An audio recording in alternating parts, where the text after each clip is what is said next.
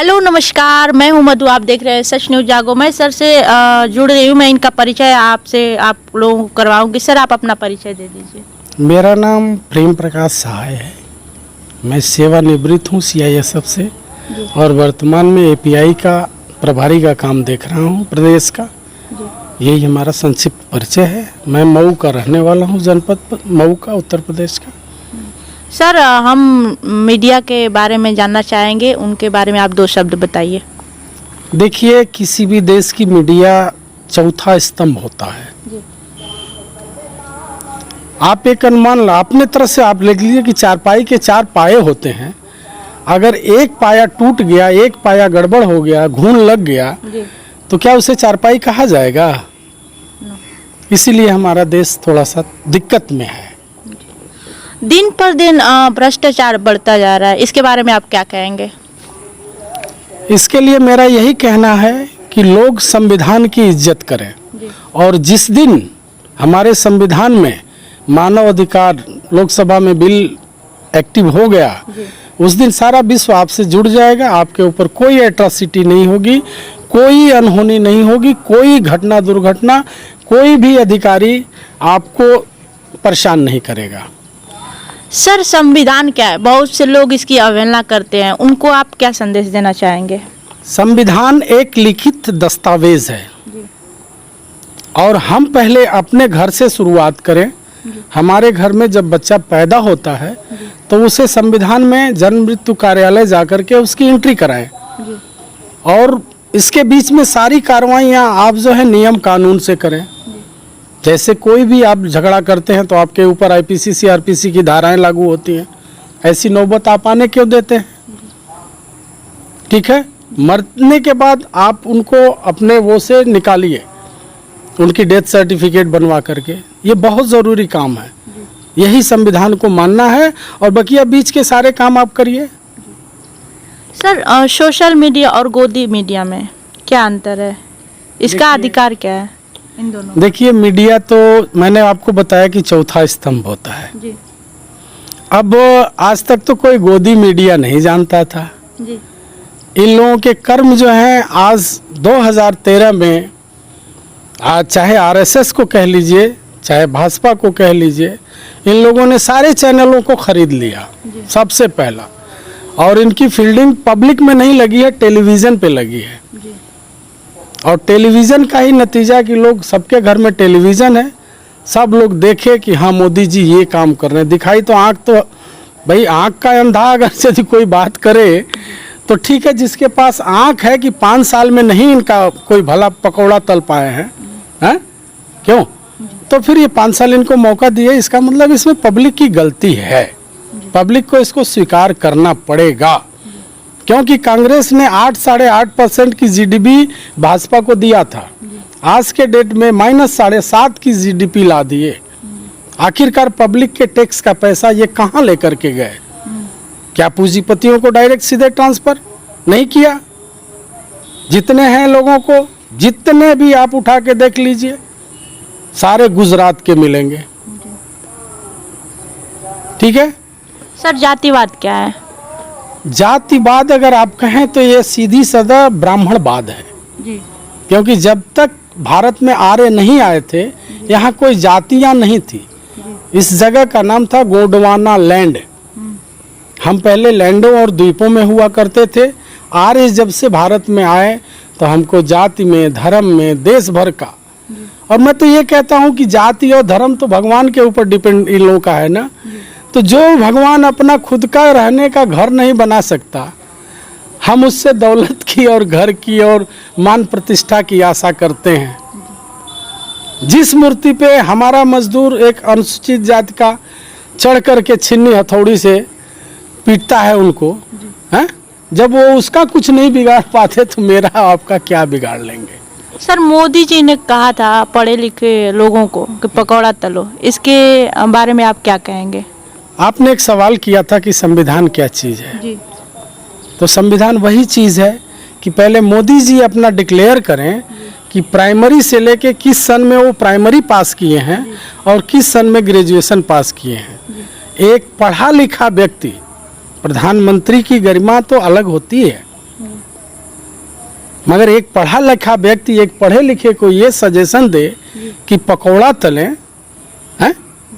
क्यों? आपको टैक्स देता है आम आदमी, हैं? आप जो है जहाज में घूम रहे हैं, फिर भी वो टैक्स दे रहा है, और वो पकौड़ा तलेगा, आप जहाज में घूमेंगे। जनता जिस दिन जागेगी तो भाई साहब मोदी जी आप समझ लीजिए। सर, वर्तमान सरकार के बारे में आप क्या कहेंगे? देखिए, वर्तमान सरकार कहा जाए तो अपने रास्ते से पूरी तरह से भटक गई है, क्योंकि हमने पहले भी बताया कि जीडीपी 8 साढ़े 8 का दिया था कांग्रेस ने, और भाजपा जो है इन चंद सालों में -7.5 की लेके आ गई। अब आप ही लोग अनुमान लगा लीजिए कि अब आगे देश का ये क्या करके देंगे। और जो भी पार्टियां कह रही हैं कि हम अगली बार उत्तर प्रदेश में सरकार बनाएंगे, तो हमें उनसे एक ही सवाल करना है, उन पार्टी के अध्यक्ष लोगों से, कि क्या महोदय जी आप लोग इस जीडीपी को किस रास्ते से ऊपर लेके जाएंगे। हम बात करते हैं अमेरिका और चाइना की, उनकी जीडीपी 18 है, 25 है, हमारी जीडीपी माइनस में है। तो खाली आंख बंद करके सोने से, सपना देखने से तो आदमी IAS PCS नहीं बनेगा। आंख खोल करके जगना पड़ेगा, पढ़ना पड़ेगा, तब फिर बनेगा। तो ये लोग कब आंख खोलेंगे? या फिर इनके लोग हैं, हमसे बिला वजह सवाल किया जाता है NRC का। क्यों भाई? हम इस देश के मालिक हैं, हमसे सवाल करने वाले कौन होते हैं लोग? क्या इनको राइट है हमसे सवाल करने का भाई? क्यों? सर, EVM से जो वोटिंग होती है, क्या आप इसका समर्थक करते हैं? वर्तमान की EVM का मैं विरोधी हूँ। अगर EVM से इनको, भाई हमारे देश के लोग अब टेक्निकल होने हाई वो है, समय नहीं है किसी के पास, ठीक है? 4 महीना चुनाव में लगाएंगे, 2 घंटे में रिजल्ट चाहिए, ठीक है? तो ठीक है, अगर इनको EVM से कराना है तो लेटेस्ट मॉडल की पेपर ट्रेल काउंटिंग के साथ जो मशीनें आ रही हैं लेटेस्ट, वो अपना ले आके कराएं, कोई दिक्कत नहीं है। 2022 में किसकी सरकार बनेगी? देखिए, 2022 में जो भी सरकार बनाए, मैं ये नहीं कहता हूँ, जो भी लोग बनाए, सारे मुखिया लोगों से मेरा एक ही सवाल है कि क्या आप जीडीपी -7.5 को कैसे कंट्रोल करके चलेंगे। मैं जिस जगह पे बैठा हूँ, मेरे बगल में मिल है, परदहा की मिल, जो हमारे बसपा शासन काल में परदहा की मिल, बड़ौरा की मिल, मऊ की काटन मिल, ये बंद हो गई। और हम लोगों की विशेषकर पार्टी बहुजन समाज पार्टी कही जाती है, मैं दलित परिवार से हूँ। तो जब ये नौकरियां तमाम मजदूरों की चली गई, तो और सारे लोग कहाँ से नौकरियां देंगे, कहाँ से रोजगार देंगे, जीडीपी कैसे लेके जाएंगे? कोई है इन लोगों के पास? किसी के पास कोई अगर है तो मेरा नंबर है 8770335231। मुझसे कभी भी बात कर सकते हैं, चाहे दिन हो चाहे रात हो। जीडीपी है क्या? हम चाहेंगे कि आप इसके बारे में विस्तार पूर्वक हमें बताइए, और ये बताइए कि जीडीपी से देश को क्या नुकसान होते हैं, क्या फायदे होते हैं, बताइए। देखिए, जीडीपी के बारे में मैं आपको बता दूं, मानो सिटीजन और वोटर, ये 2 तरह के ही किसी देश में नागरिक होते हैं। ये तमाम माध्यमों से जो टैक्स देते हैं, टैक्स का पैसा सीधे जीडीपी में जाता है। जीडीपी के ग्रॉस डोमेस्टिक प्रोडक्ट बोलते हैं, इसको हिंदी में कह लीजिए तो सकल घरेलू उत्पाद। अब आप कहेंगे कि सकल घरेलू उत्पाद से फिर कहाँ जाता है? तो बजट में जाता है पैसा, और बजट में हमारी सरकारें आज तक चाहे जो भी रहीं उतना ही पैसा लेते हैं जितना कि काम, और बकिया पैसा ये लोग अपना किधर तितर बितर कर देते हैं। अगर उसके बारे में पोल खोलूंगा तो अच्छा नहीं रहेगा, ठीक है? सर, मऊ से विधायक हैं मुख्तार अंसारी, उनके बारे में आप क्या कहना चाहेंगे? उनका स्वभाव कैसा है, कैसे लोगों से मिलते जुलते हैं? देखिए, मुख्तार अंसारी मैं कहूँ तो एक तरह से हमारे मित्र भी हैं और एक बहुत ही अच्छे इंसान हैं।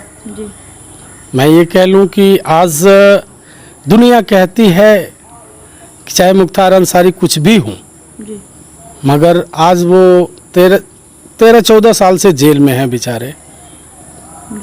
तो क्या इस जितने लोग उनको वोट देते हैं, क्या कभी ये सवाल उठाए हैं कि नहीं इस आदमी को बाहर लाया जाए?